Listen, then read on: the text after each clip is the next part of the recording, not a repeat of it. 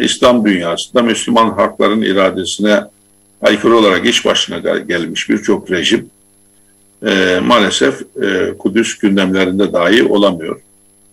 Kudüs'ün ve İslam dünyasının, Müslüman halkların yüreğinden geçenin mütercimi olmak yerine İsrail'in çıkarlarının, İsrail'in güvenliğinin ve İsrail'in stratejilerinin, hesaplarının beklediği şekilde tutum ve davranış ortaya koyuyorlar. Kimisi endişeyle, kimisi korkuyla, kimisi başka hesaplarla. Maalesef bu durumla karşı karşıyayız.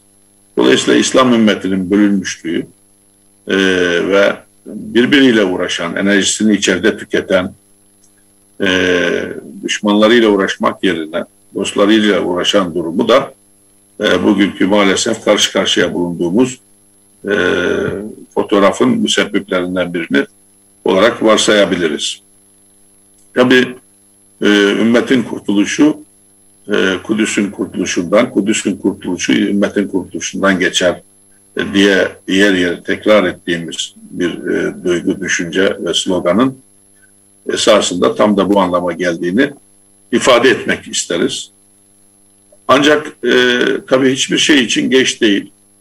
Düne göre değerlendirdiğimizde, özellikle ülkemiz perspektifinden baktığımızda, bugün şu konferansı yapıyor olmamız, birçok siyasi hareketimizin öncülerinin buna öncülük etmesi, katılım göstermesi, Kudüs'le ilgili söyleyeceğimiz sözleri çok rahat bir şekilde söylemiş olmamız, günümüze göre Türkiye'nin, ülkemizin yakın siyasi tarihine göre değerlendirdiğimizde iyi bir nokta olarak değerlendiriyoruz.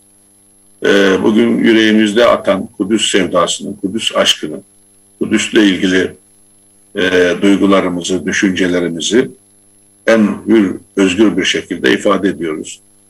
28 Şubat postmodern darbesinin malum sebeplerinden biri Ankara'da düzenlenen Kudüs Günü olarak gösterilmişti.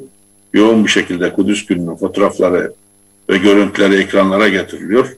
Adeta darbe çığırtkanlığı yapıyordu. Darbeye sebep teşkil eden en önemli olaylardan biri olarak gösterilmişti.